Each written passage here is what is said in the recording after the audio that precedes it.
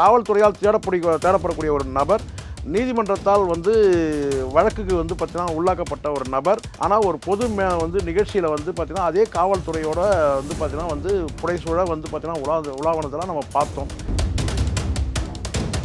இந்த விஷயம் பார்த்தீங்கன்னா யாரோ ஒருத்தங்க பதிவிட்டது, நான் தெரியாதனமா ஃபார்வர்ட் பண்ணி ஷேர் பண்ணிட்டேன் அப்படின்றால் அறிவு கட்டம். இதெல்லாம் நீங்கள் பேசணும்னா யாராவது அப்படி சொல்லுவாங்களா? அவர் தனியாக ஆவர்த்தனம் பண்ணுறாரு. அதில் சுற்றி இருக்கிறவங்க நல்லவங்களா இருக்காங்க, கெட்டவங்களா இருக்காங்கன்னா மாற்று கட்சியில் இருக்கிறவங்க பத்திரிகையாளர் விமர்சனம் பண்ணலாம். நீங்கள் எப்படி பண்ணுவீங்க? நீங்கள் அந்த கட்சியில் இருக்கிறீங்க, ஒன்று அந்த கட்சியிலேருந்து வெளியே போய் நீ வெளியே போயிட்டு பண்ணுறா. நீ வெளியே போயிட்டு நான் கேட்டால் ஒரு மாற்று கட்சியில் நீ திமுகலே போய் சேரு. அபராதம் செலுத்தியாச்சு, குற்றவாளின்றதை ஒத்துக்கிட்டார். ஏற்கனவே தவறு செய்ததை ஒத்துக்கிட்டு தான் அவர். ஸோ இப்போ பார்த்தா இது எதுக்கு நீங்கள் மேல்முறையீடு இன்னும் கொஞ்சம் நீதிமன்றத்தை நீங்கள் நேரத்தை தான் வீணடிக்கிறீங்க. ஒரு மாதம் அப்படி போயிட்டு வாங்க, பிக்னிக் மாதிரி இருக்கட்டும், ஒரு 30 நாள் இருங்க. 10 பால் பாக்கெட்டுக்கு தாமதமாக வந்ததுக்கு நம்ம எவ்வளோ ஆட்டி படைச்சோம் நம்ம அதிகாரத்தை பயன்படுத்தி. அந்த அதிகாரம் நீ ஜெயிலில் போய் உட்காரும்போது தெரியும். அவன் கொடுப்பான், இவ்வளோண்டு ஒரு டம்ளரில் கொடுப்பான் பால். ஃபுல்லாக தண்ணி தான் இருக்கும், பாதி தண்ணி இருக்கும், கொஞ்சோண்டு இருக்கும், ஒரு கால்வாசி தான் பால் இருக்கும், முக்கால்வாசி தண்ணி தான் இருக்கும். குடி, அப்போ தெரியும் நீ அந்த 10 பாக்கெட் பாலுக்கு நீ என்ன ஆர்ப்பாட்டம் பண்ண.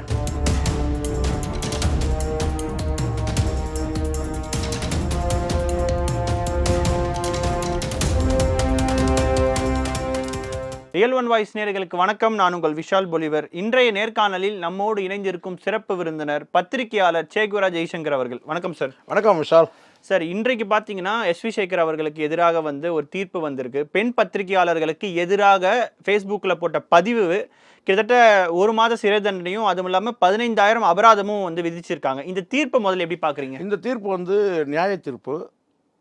ஆனால் ரொம்ப தாமதமாக அந்த தீர்ப்பு வழங்கப்பட்டிருக்கதா நான் பார்க்குறேன். இல்லை, எதனால அப்படின்னு நினைக்கிறீங்க? ஆமாம், 2018 இது ஒரு கடுமையான ஒரு அவர் மேலே பார்த்தீங்கன்னா வழக்கு பதிவுப்பட்டது உண்மையிலேயே பார்த்தீங்கன்னா கடுமையான குற்றத்தின் அடிப்படை. இது சாதாரணமாக போகிற போக்கில் ஒரு பத்திரிகையாளர் ஒரு பெண் பத்திரிகையாளர் ஒரு ஃபேஸ்புக்கில் போட்டுட்டாரு அப்படின்னு கிடையாது. அவர் சொன்ன வார்த்தைகள் நம்ம இங்கே பகிர முடியாது மீண்டும்.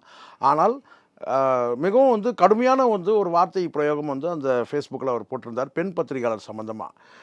மிகவும் கொச்சைப்படுத்தக்கூடிய ஒரு வார்த்தை, மிகவும் இழிவுபடுத்தக்கூடிய வார்த்தை, ரொம்பவும் கேவலப்படுத்தக்கூடிய ஒரு வார்த்தை ஒரு பெண் பத்திரிகையாளர் மேலே அவர் அந்த ஃபேஸ்புக் பதிவு முகநூல் பதிவிட்டிருந்தார்.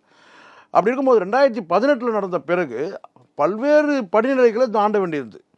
நீதி பரிபாலனங்கள் நீதிமன்ற வழக்காடு சம்பந்தமாக ஏற்படக்கூடிய தாமதங்கள் எல்லாத்தையும் தனக்கு சாதகமாக பயன்படுத்திக்கிட்டு, அரசியல் பின்புலத்தை சாதகமாக பயன்படுத்திக்கிட்டு, தனக்குள்ள உறவினர்கள் உள்ள அந்த அதிகாரத்தை தவறாக பயன்படுத்திக்கிட்டு, அரசியல் சக்திகளை பார்த்திங்கன்னா தவறாக பயன்படுத்திக்கிட்டு பார்த்திங்கன்னா காலதாமதம் பண்ணிட்டு வந்தார். ஆனால் நீதி ஒரு வார்த்தை இருக்குது, என்ன கேட்டால் அரசு அன்று கொள்வான், தெய்வம் நின்று கொள்ளும். ஆனால் நீதி வென்று கொள்ளும் என்பது அவருக்கு தெரியல. அதனால் எவ்வளோ நாள் தாமதம் பண்ண முடியுமோ அவ்வளோ தாமதம், எவ்வளோலாம் பார்த்திங்கன்னா பொய்யான கருத்துக்களை சொல்லி சமாளிக்க முடியும், ஏமாற்ற முடியும், இப்படியெல்லாம் முன்ஜாமீன் கேட்டு முன்ஜாமீன் வழங்கப்படாத சூழ்நிலையில் கூட பார்த்திங்கன்னா அரசியல் பின்புலங்களோடு அவர் உலாவிட்டு இருந்தார். இப்போ அது உண்மையிலே பார்த்திங்கன்னா அது பார்க்குற சாதாரண மக்களுக்கு பார்த்திங்கன்னா நீதியின் மேலும் சட்டத்தின் மேலும் அவநம்பிக்கை ஏற்படுத்துகிற மாதிரி ஒரு காட்சியாகவும் இருந்தது. காவல்துறையால் தேடப்படக்கூடிய ஒரு நபர், நீதிமன்றத்தால் வழக்குக்கு பார்த்தீங்கன்னா உள்ளாக்கப்பட்ட ஒரு நபர். ஆனால் ஒரு பொது நிகழ்ச்சியில் பார்த்தீங்கன்னா அதே காவல்துறையோட பார்த்தீங்கன்னா புடைசூழ பார்த்தீங்கன்னா உலாவனதெல்லாம் நம்ம பார்த்தோம். இதெல்லாம் பொதுமக்களுக்கு பார்த்தீங்கன்னா ஒரு மிகப்பெரிய ஒரு சட்டத்தின் மீதும் நீதிமன்றத்தின் மீதும் ஒரு அவநம்பிக்கை ஏற்படுத்துகிற மாதிரியான நடவடிக்கைகள் எஸ்வி சேகர் ஈடுபட்டார். அப்படி பார்க்கும்போது பார்த்தீங்கன்னா வருத்தமாக கூட நமக்கும் இருக்குது. ஆனால் இன்றைக்கு பார்த்தீங்கன்னா மகிழ்ச்சியாக இருந்தால் கூட இது ஒரு காலதாமதமான ஒரு தீர்ப்போ அப்படின்றது ஒரு ஐயம் நமக்கு ஏற்படுது. இல்லை, இப்போது இந்த வழக்கு குறித்து அல்லது இந்த சர்ச்சை குறித்து அவர் அப்போவே ஒரு வீடியோ வெளியிட்டார். இந்த விஷயம் பார்த்தீங்கன்னா யாரோ ஒருத்தங்க பதிவிட்டது, நான் தெரியாதனமாக ஃபார்வர்ட் பண்ணி ஷேர் பண்ணிட்டேன் அப்படின்றால் அறிவு கட்டம். இதெல்லாம் நீங்கள் பேசணும்னா யாராவது அப்படி சொல்லுவாங்களா? யாராவது அப்படி செய்வாங்களா? அறிவு இல்லை உனக்கு படிப்பறிவு இல்லை. நீ சாதாரண ஆளா? நீ ஒரு பொறுப்பான நபர், இதுக்கு முன்னாள் சட்டமன்ற உறுப்பினர். நீ பல்வேறு கட்சிகளில் பார்த்தீங்கன்னா சுற்றுலா மாதிரி போன கட்சிகள்லேயே சுற்றுலா போன ஆள் யாருன்னு கேட்டிங்கன்னா எஸ்வி சேகர் தான். எல்லா கட்சியிலும் நீ இருந்திருக்க, ஒரு சட்டமன்ற உறுப்பினராக இருந்திருக்க. அறிவு வேணாம் உனக்கு? இதை வேற ஒருத்தர் போட்டால் நீ பார்த்தீங்கன்னா அதை பார்த்தீங்கன்னா ஷேர் பண்ணிவிடுவியா? இதெல்லாம் வந்து ஏமாற்றத்துக்காக சொன்னது. நல்லா தெரியும் உனக்கு, நீ ஒரு முன்னாள் சட்டமன்ற உறுப்பினர், ஒரு அரசியல் கட்சியில், பல்வேறு அரசியல் கட்சியில் நீண்ட காலம் நீ பணியாற்றி இருக்கிற, எல்லாமே உனக்கு தெரியணும்ல. ஒரு பத்திரிகையாளர் சொல்லும் போது எப்படி ஒரு ஆணவமாக, ஒரு திமிர்த்தனமான ஒரு பேச்சு தான் இதெல்லாம். அப்படி சொல்லிட்டு சமாளிக்கிறதுக்காக சொல்கிறது கேட்டால், இன்னொருத்தர் போட்டால் உடனே அட்மின் போட்டாங்கன்னு சொல்கிறது. இல்லை பார்த்தீங்கன்னா கண்ணில் மருந்து விட்டுருந்தேன், அப்போ என் விரல் பட்டுருச்சு, யாராவது சொல்லுவாங்களா? ஆனால் உடனே நீக்கிட்டாரா, அப்போ மருந்து விடலையா? ஆனா அது வழக்குலயே சொல்லியிருக்காருல்ல சார், நான் பதவி நீக்கிட்டேன், அப்புறம் அதனால இந்த வழக்குல இருந்து விடுவீங்கன்னு சொல்றாருல்ல. நீங்க ஒரு விஷயம் விஷால், நீங்க போட்ட உடனே ஒரு 10,000 பேர் பார்க்குறான் சார். நீங்க ஒரு விஐபி சார், எஸ்வி சேகர் ஒரு விஐபி. ஒரு செய்தியை நீங்க போட்டுட்ட பிறகு அதை உடனே நான் நீக்கிட்டேன்னு சொல்றது எப்படி தெரியுமா இருக்கு? நான் சொல்லட்டுமா? நீங்க சொல்றது நான் புரிஞ்சுக்கிறேன். நான் சொல்றது புரிஞ்சுக்கிறேன் சார். இப்போ எஸ்வி சேகர் அவர் நிறைய அனுபவம் இருக்குன்றதை ஏத்துக்கிறேன். ஆனா ஃபேஸ்புக்ன்றது அவருக்கு பொறுத்த வரைக்கும் புதுசு தானே. அப்ப அது அவர் தெரியாம பண்ணாருன்னு எப்படி நம்ம ஃபேஸ்புக் புதுசுன்னு சொல்ல முடியாது சார். எப்படி சொல்ல முடியும்? ஃபேஸ்புக் அவர் வயதுக்கு அது புதுசு தானே சார். அவருக்கு வயதுக்குலாம் கிடையாது. நீங்க பார்த்தீங்கன்னா ஒரு விஷயத்தை நீங்க ஆப்ரேட் பண்றீங்கன்னு சொன்னா நீங்க முழுமையா தெரிஞ்சுக்கணும். ஒரு ஆண்ட்ராய்டு ஃபோன் எடுக்கிறீங்கன்னா அதுல எத்தனை வகையான ஆப்ஷன் இருக்குன்னு தெரிஞ்சுக்கணும். நான் போன் வச்சுட்டேன், கை பட்டுருச்சு அப்படின்னு சொன்னா அதெல்லாம் பார்த்தீங்கன்னா சால்ஜாபா சொல்லப்பட்டது. நீங்க வெளிப்படையா ஒரு விஷயம் நான் கேட்டேன், நீங்க ஏற்கனவே பல்வேறு தகவல்கள் நீங்க அளிக்கிறீங்க. 10 பாக்கெட் பால் வரலன்னு சொல்லிட்டு நீ என்ன ஆட்ட ஆண்ட தெரியுமா? நீ பேசலாமா நம்ம? இல்ல, அப்போ இந்த வழக்குல அவர் அப்பாவின்னு சொல்ற எதுவுமே உண்மை இல்லைன்னு நீங்க நினைக்கிறீங்களா? நிச்சயமா சொல்றேன் சார். தண்டிக்கப்பட வேண்டிய குற்றவாளி. நீதிமன்றம் சரியான நடவடிக்கை எடுத்திருக்கு. இதுனா சினிமாவா இது? ஒரு பொருளை எடுத்து திருப்பி எடுத்து வச்சுக்கணும். நீ எடுத்து நல்லா தெரியுது, நீ பார்த்தீங்கன்னா பதிவு போட்டு நான் நீக்கிட்டேன் அப்படின்னு சொன்னா அது படத்தை ஒப்பிட்டு பாருங்க, சரியா வருதா? அது ஒரு பொருள் நான் சொல்றேன்னு கேட்டீங்கன்னா, நீங்க பதிவு விட்டீங்க, அந்த தவறுக்கான நீங்கள் பார்த்தீங்கன்னா மன்னிப்பும் கேட்டீங்க, பிரமாண பத்திரத்தில் தவறு நடந்தது ஒத்துக்கிட்டும் செஞ்சுட்டீங்க.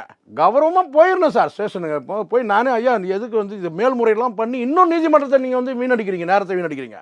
இதுவே நீதிமன்றம் கிட்டத்தட்ட ஒரு 4 வருடங்க ஏறக்குறைய 2018 ஏறக்குறைய அதில் ஒரு 2 வருஷம், இதில் ஒரு 6 வருஷம் கிட்டத்தட்ட இந்த 14 கூட விட்டுருங்க நீங்கள், சரிங்களா?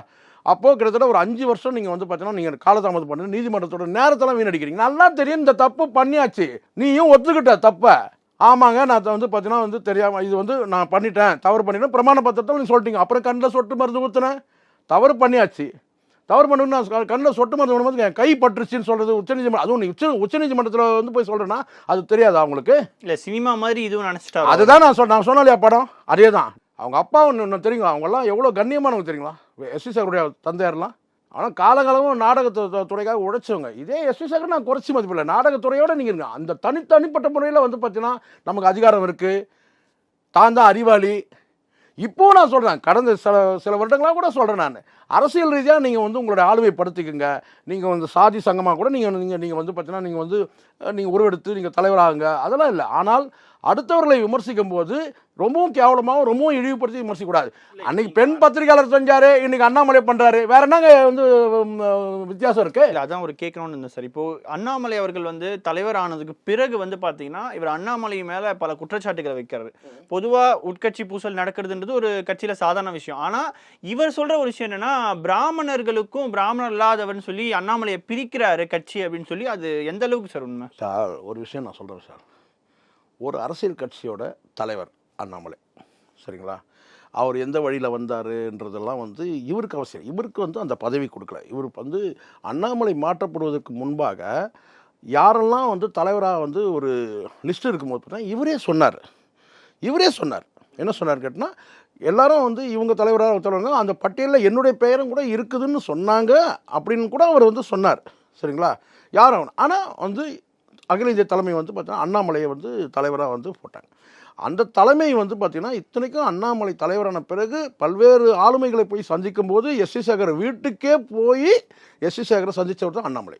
அப்போது ஒரு தலைமை இருக்குன்னா அந்த தலைமைக்கு கீழே நீங்கள் கட்டுப்பட்டு நீங்கள் வேலை செய்யுங்க. இல்லை உங்களுக்கு முரண்படுறீங்கன்னு சொன்னால் அந்த தலைமையிலேருந்து போயிடணும். அந்த கட்சியில் நான் இல்லைன்னு சொல்லணும். இப்போ நான் விமர்சிக்கிறேன், அண்ணாமலையை நான் விமர்சிக்கிறேன்னு கேட்டிங்கன்னா, குறைகள் இருந்தால் நான் விமர்சிக்கிறேன். நான் எந்த அரசியல் கட்சி தலைவரும் தனிப்பட்ட முறையில் வன்மமாக நான் பேசக்கூடாத எண்ணத்தில் நான் இருக்கிறேன். எந்த தலைவராக இருக்கட்டும், அது அண்ணாமலை அவர்களாக இருக்கட்டும், சாதகத்துக்கு வன்மமாக அவங்கள வந்து பார்த்தீங்கன்னா வந்து காயப்படுத்தணும், அடிக்கணும், குறிப்பிட்டு அவங்கள தாக்கணுன்ற நோக்கம் வந்து ஒரு நம்ம சாதாரணமாக ஒரு பத்திரிகையாளர் நமக்கே இல்லாத போது நீங்கள் வந்து என்னன்னு கேட்டிங்கன்னா நீங்கள் வந்து உள்ள ஒரு அரசியல் கட்சி தலைவராக வந்திருக்கீங்க, நீங்களும் அந்த கட்சியில் இருக்கிறீங்க, இன்னமும் கூட அந்த கட்சியில் நீங்கள் இருக்கிறதா நீங்கள் சொல்கிறீங்க.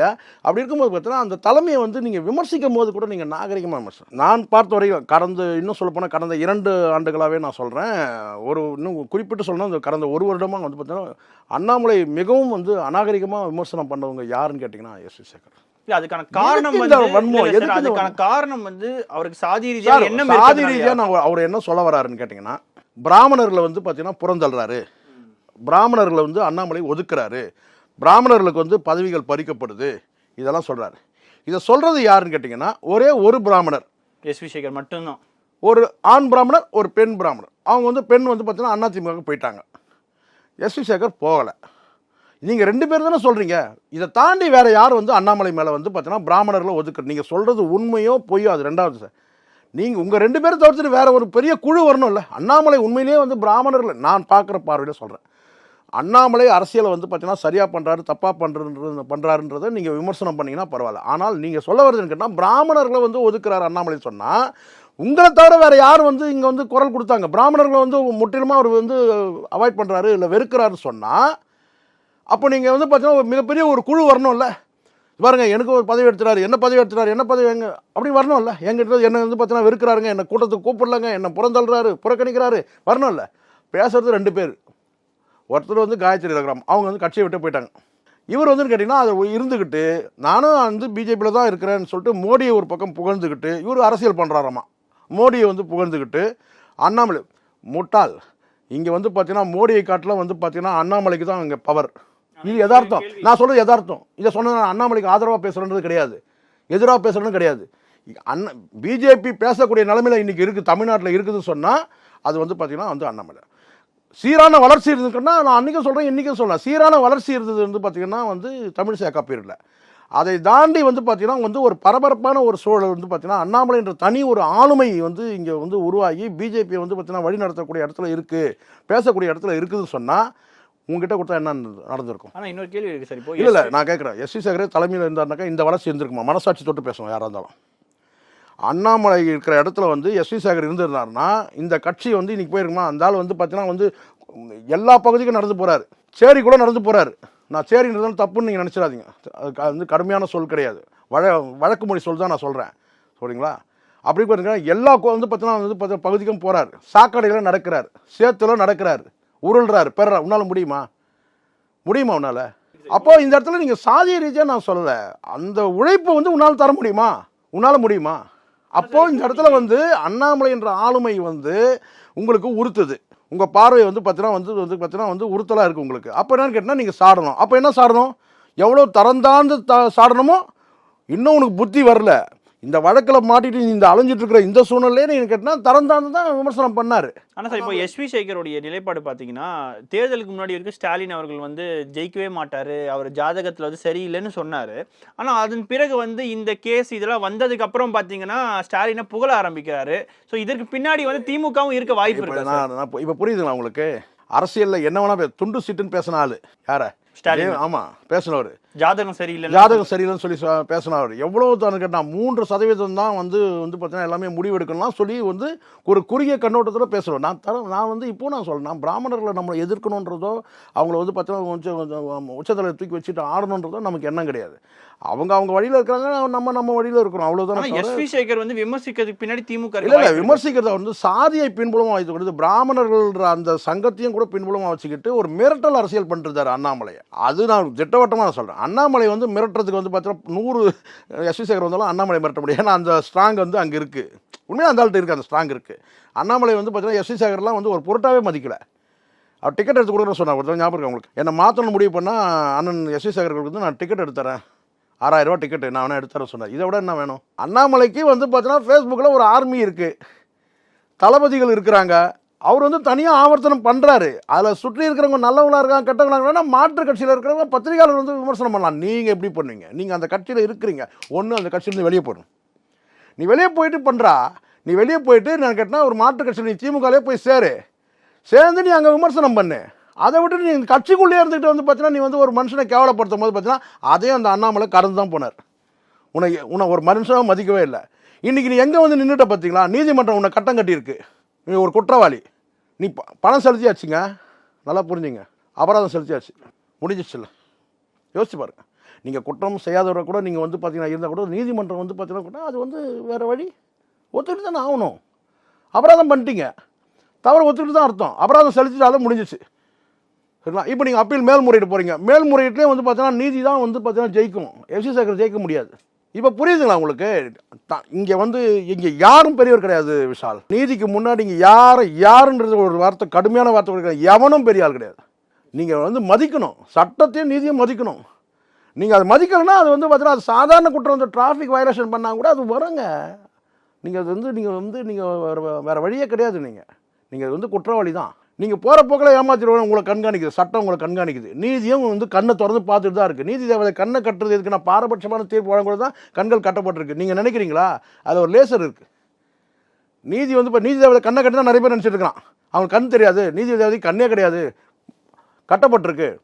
அதை லேசர் வந்து உன்னை கண்காணிக்கும். இந்த சமூகத்தில் இருக்க அத்தனை குற்றவாளிகளும் கண்காணிச்சு தான் இருக்குது நீதி தேவதை. அந்த வகையில் வந்து கேட்டால் நீங்கள் குற்றவாளி, எஸ்வி சேகர் குற்றவாளி, முடிஞ்சிடுச்சு. இந்த நீதிமன்றத்தில் நீங்கள் மேல்முறையீடு செய்யும்போது கூடனா நீங்கள் இந்த வந்து சொல்கிறீங்க இல்லையா, அந்த ஒரு மாதம், அந்த ஒரு மாதம் வேணால் குறையறதுக்கான வாய்ப்பு வேணால் சொல்லலாம். அது கூட நம்ம சொல்ல முடியாது, நீதிமன்றம் முடிவு எடுக்கணும். ஆனால் அபராதம் செலுத்தியாச்சு, குற்றவாளின்றதை வந்து ஒத்துக்கிட்டார். ஏற்கனவே தவறு செய்ததை ஒத்துக்கிட்டு தான் அவர். ஸோ இப்போ வந்து பார்த்தீங்கன்னா இது எதுக்கு நீங்கள் மேல்முறையீடு இன்னும் கொஞ்சம் நீதிமன்றத்தை நீங்கள் வந்து நேரத்தை தான் வீணடிக்கிறீங்க. ஒரு மாதம் அப்படி போய்ட்டு வாங்க, பிக்னிக் மாதிரி இருக்கட்டும், ஒரு 30 நாள் இருங்க, அப்போ தான் தெரியும் சட்டத்தின் மேலும் சட்டம் எவ்வளோ வலிமையாக இருக்குது, நீதிமன்றம் எவ்வளோ வலிமையாக இருக்குது. நம்மளுடைய வந்து நம்ம உறவினர்கள்லாம் வந்து பெரிய பெரிய பதவியில் இருந்தாங்க, நமக்கு நண்பர்கள்லாம் பெரிய பெரிய பதவியில் இருந்தாங்க. ஒரு 10 பால் பாக்கெட்டுக்கு தாமதமாக வந்ததுக்கு நம்ம எவ்வளோ ஆட்டி படைச்சோம் நம்ம அதிகாரத்தை பயன்படுத்தி. அந்த அதிகாரம் நீ ஜெயிலில் போய் உட்காரும்போது தெரியும். அவன் கொடுப்பான், இவ்வளோண்டு ஒரு டம்ளரில் கொடுப்பான் பால், ஃபுல்லாக தண்ணி தான் இருக்கும், பாதி தண்ணி இருக்கும், கொஞ்சோண்டு இருக்கும், ஒரு கால்வாசி தான் வந்து பால் இருக்கும், முக்கால்வாசி தண்ணி தான் இருக்கும், குடி. அப்போ தெரியும் நீ அந்த 10 பாக்கெட் பாலுக்கு நீ என்ன ஆர்ப்பாட்டம் பண்ண, எவ்வளோ அதிகாரம். எல்லா அதிகாரியும் ஓடி போயிட்டான், ஆவியில் இருக்க மொத்த அதிகாரம் போயிட்டான் வீட்டாண்ட. ஏன்னு கேட்டால் எஸ்வி சேகர் ஏன்னா அவருங்க அவரோட அந்த அம்மாவுடைய உறவினருங்க. சொன்னாங்களா இல்லையா? எதுக்காக ஆவியில் இருக்க அத்தனை அதிகாரி போனோம்? என் வீட்டில் வந்து பார்த்தீங்கன்னா பால் வரலன்னா நான் என்ன செய்வேன்? நேராக போய் கடையில் போய் வாங்கிப்பேன். ஒரு நாள் வரலன்னா ரைட்டு, அவ்வளோதான். அடுத்த நாள் என்ன ஆச்சுன்னு போய் அந்த காடை போயிட்டு நம்ம இது பண்ணி அவ்வளோதானே. எனக்கு பால் பாக்கெட் வரலன்னு சொல்லிட்டு என்ன ஆர்ப்பாட்டம்? இப்போ புரியுதுங்களா? இங்கே நமக்கான அரசுங்க. 10 பாக்கெட் பால் வரனா உயிராக போயிடும். போய் கடையில் 10 பாக்கெட் வாங்கிக்க முடிஞ்சிச்சு. நமக்கான அரசு. அவங்களும் மனுஷங்க தான், ஆவியில் வேலை செய்கிறவங்க மனுஷங்க தானே விஷால். கொஞ்சம் ஒரு நாள் வரலன்னா என்ன ஆகிடும்? அடுத்த நாள் வருது. ஆனால் அதிகாரத்தை பயன்படுத்தினேன். மொத்த அதிகாரம் வீட்டில் இருந்துட்டான், ஆவியில் இருக்க அதிகாரம்லாம் வீட்டாண்ட போயிட்டான். அப்போ அந்த அதிகாரம் சுவை எப்படி இருந்தது? இப்போ ஒரு 30 நாள் போயிட்டு வா, இதுவும் அதிகாரம் தான், உன்னை தண்டிச்சதும் ஒரு அதிகாரம் தான். தவறு பண்ணியிருக்கிற நீதிமன்றத்துக்கு போய் நீங்கள் வந்து பார்த்தீங்கன்னா நீங்கள் இந்த மேல்முறையீடு அது இதுவும் பண்ணாமல் ஐயா நேராக போயிட்டு சரண்டர் ஆகிட்டு ஒரு 30 நாள் உள்ளே போயிட்டு வா. அப்போ தான் நீ ஒரு பாடமாக இருப்ப மற்றவங்களுக்கும், எல்லாருக்கும், உங்களுக்கு, எனக்கு, எல்லாருக்குமே ஒரு பாடம் தானே இது. வார்த்தை பிரயோகம் வந்து பார்த்தீங்கன்னா ரொம்ப ரொம்ப முக்கியமானது. நம்ம என்ன சொல்லணும், எல்லாத்துக்கும் ஒரு எல்லை இருக்குது விஷால். இங்கே வந்து பார்த்தீங்கன்னா மூளையும் இதயமும் வாயும் கையும் இன்னும் தாண்டி ஒரு உறுப்பு, அது சுத்தமாக இருந்ததுன்னு சொன்னால் யாருக்கும் பயப்படுத்த, எந்த போலீஸும் நம்ம வராது. தெரியுமா உங்களுக்கு? நான் சொல்ல புரியுங்களா? மூளையும் இதயம் வாயும் கையும் அதுக்கப்புறம் ஒரு உறுப்பு, இது சுத்தமாக இருந்ததுன்னு சொன்னால் லோக்கல் போலீஸும் நம்மளை தேடி வராது, என்ஐஏவும் வராது, எந்த சிபிஐ வராது, எதுவுமே வராது. இங்கே பிரச்சனை, இங்கே சுத்தம் அசுத்தம் ஆகும்போது பிரச்சனை தான். எஸ்வி சேகர் அசுத்தமானார், மாட்டிக்கிட்டாரு. அதுதான் பாடம் எல்லாருக்கும். நிச்சயமா சார், தொடர்ந்து பேசுவோம். ரியல் ஒன் நேயர்களுக்காக பல்வேறு கேள்விகளுக்கு பதில் தந்தமைக்கு மிக்க நன்றி. நன்றி விஷால்.